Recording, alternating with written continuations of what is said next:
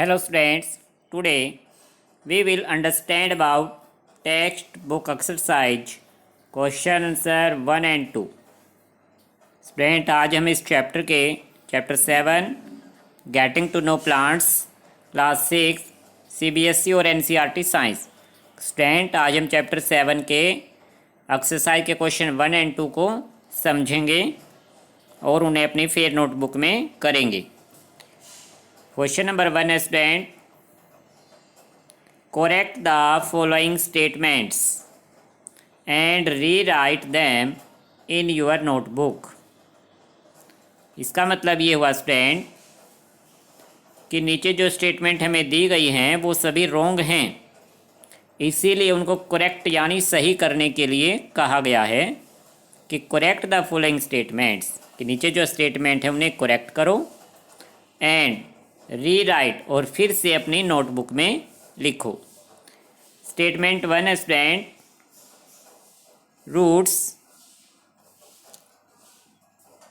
ये स्टेटमेंट है student, stem absorbs water and minerals from the soil. Statement में कहा गया है कि प्लांट का जो स्टेम है वो सॉइल में से वाटर एंड मिनरल को एब्जॉर्ब करता है यानी खींच लेता है, जबकि स्टेम ऐसा नहीं करता। स्टेम क्या करता है? स्टेम तो वाटर को कंडक्ट करता है, मिनरल्स को कंडक्ट करता है, यानी आगे भेजता है किसके पास? लीव्स के पास। सो स्टूडेंट्स, वाटर और मिनरल को सोइल में से कौन एब्जॉर्ब करता है? प्लांट्स के जो रूट्स हैं वो एब्जॉर्ब करती हैं, इसलिए स्टेम यहाँ पर रॉन्ग वर्ड दिया गया है, जिसके प्लेस पर हमें रूट्स लिख देना है कि roots absorb water and minerals from the soil, कि रूट्स वाटर मिनरल को एब्जॉर्ब करती हैं। Next statement student, leaves hold the plant upright, कि जो लीव्स हैं वो प्लांट को सीधा यानी कि होल्ड करके पकड़ के रखती हैं, जबकि लीव्स तो सबसे ऊपर का पार्ट है स्टूडेंट। लीव्स प्लांट को अपराइट नहीं रखती, बल्कि स्टेम जो है hold the plant upright, stem के सहारे ही प्लांट सीधा खड़ा रह सकता है, इसलिए लीव्स रॉन्ग वर्ड था, उसकी जगह पर हमें स्टेम लिख देना है। नेक्स्ट है roots conduct water to the leaves, कि रूट्स वाटर को लीव्स तक पहुंचाती हैं। ये भी रॉन्ग है, सभी स्टेटमेंट रॉन्ग है स्टूडेंट। इसमें रॉन्ग क्या है कि रूट्स ऐसा नहीं करती, बल्कि स्टेम ऐसा काम करता है। Stem conduct water to the leaves, कि स्टेम वाटर को लीव्स तक कंडक्ट करता है यानी कि पहुंचाने का काम करता है, और स्टेम उससे वाटर को किससे लेता है? रूट से, क्योंकि रूट वाटर को एब्जॉर्ब करती हैं, वो स्टेम को देती हैं और स्टेम आगे सप्लाई करता है लीव्स के पास।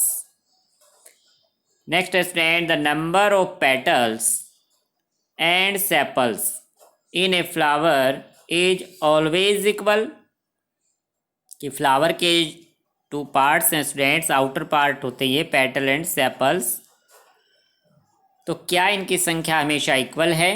No student, not always equal, हमेशा इक्वल होनी जरूरी नहीं है।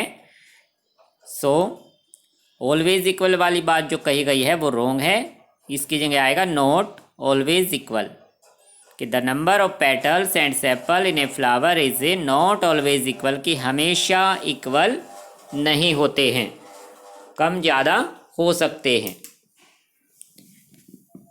Next student, if the petals of a flower,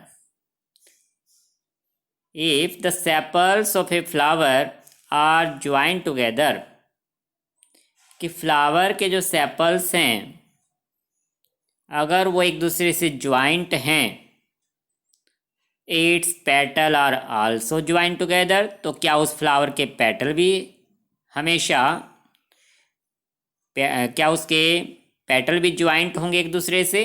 तो यह होना भी कोई ज़रूरी नहीं है स्टूडेंट, कि if the sepal of a flower are joint together, flower के नीचे जो ग्रीन लीव्स टाइप स्ट्रक्चर होता है स्टूडेंट वो सेपल पार्ट है, अगर वो एक दूसरे से ज्वाइंट हैं, जैसे बेल शेप्ड फ्लावर में होते हैं, then it is not necessary, तो यह ज़रूरी नहीं है student that its petal are also joint together, कि उसके पेटल भी ज्वाइंट होंगे। इट इज़ नॉट नेसेसरी, कि यह ज़रूरी नहीं है, हो भी सकते हैं और नहीं भी, इसका मतलब ये हुआ। सो स्टूडेंट इस तरह से ये रीराइट करनी है करेक्ट करके। क्वेश्चन नंबर फर्स्ट की लास्ट स्टेटमेंट है, if the petals of flower are joint together, कि यदि किसी फ्लावर के जो पेटल्स पार्ट हैं, फ्लावर का जो मेन पार्ट है वो पेटल्स होता है स्टूडेंट, प्रोमिनेंट पार्ट, जो पंखुड़ियाँ होती हैं फ्लावर की, कि यदि वो एक दूसरे से ज्वाइंट हैं, then the pistil is joint to the petal, तो पिस्टल पार्ट जो इनर पार्ट है वो पेटल पार्ट से ज्वाइंट होता है। यह भी कोई ज़रूरी नहीं है स्टूडेंट, कि इट इज़ नॉट नेसेसरी कि if the petal of a flower are joint together then it is not necessary, कि यह जरूरी नहीं है कि that the pistil is joint to the petal, कि पिस्टल जो पार्ट है पेटल से ज्वाइंट होगा। इट इज़ नॉट नेसेसरी, कोई ज़रूरी बात नहीं है, हो भी सकता है नहीं भी। सो स्टूडेंट इस तरह से हमें ये करेक्ट करके लिखनी है। एंड क्वेश्चन नंबर सेकंड में स्टूडेंट ड्रा का मतलब क्या होता है, स्केच ड्रा करने हैं, यानी कि ड्राइंग बनानी है अपनी, फिर नोटबुक में ही करना है। ये भी आपको ए लीफ, ए पार्ट में लीफ का फिगर ड्रा करना है, बी ए टैप रूट, कि टैप रूट का फिगर ड्रा करना है, and C a flower, flower का फिगर ड्रा करना है। ये हमने चैप्टर में स्टडी किए थे। You have studied for table 7.3 में जो डाटा रिकॉर्ड किया था चैप्टर में, वो इन्हीं के बेस पर किया गया था। सो स्टूडेंट्स कोई भी एक लीफ का डायग्राम बना सकते हैं, जैसे ए डायग्राम में दिखाई दे रहा आपको, डायग्राम ऑफ ए लीफ, तो इस तरह का या कोई भी किसी भी टाइप का एक लीफ आप स्केच ड्रा कर सकते हैं। सेम इसी तरह से diagram of tap root, tap root यानी कि जो मेन रूट होती है स्टूडेंट, हमें केवल रूट्स पार्ट को दिखाना है कि प्लांट का जो रूट पार्ट है, इसमें टैप रूट में क्या है कि ये मेन रूट है, बाकी रूट इसमें से देखिए निकली हुई हैं इस तरह से, और फिर उनमें से भी आगे रूट्स निकली हुई हैं। तो इस तरह का ये फिगर जो है टैप रूट होती है, मेन रूट, और उसमें से फिर जो रूट्स निकलती हैं लैटरल रूट होती हैं।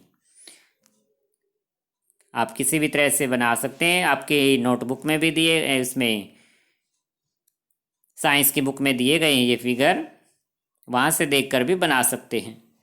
डायग्राम ऑफ रोज़ फ्लावर बनाया हुआ है, जैसे आप किसी भी फ्लावर का डायग्राम बना सकते हैं, ज़रूरी नहीं आप ये रोज़ फ्लावर ही बनाएं, कोई भी एक फ्लावर, एनी फ्लावर ड्रा कर सकते हैं। सो स्टूडेंट्स आज आपको क्वेश्चन नंबर 1 एंड 2 समझ में आ गए होंगे, इन्हें फिर नोटबुक में अवश्य ही कर लेना है, और फर्स्ट क्वेश्चन को लर्न भी करना। Okay student, thank you.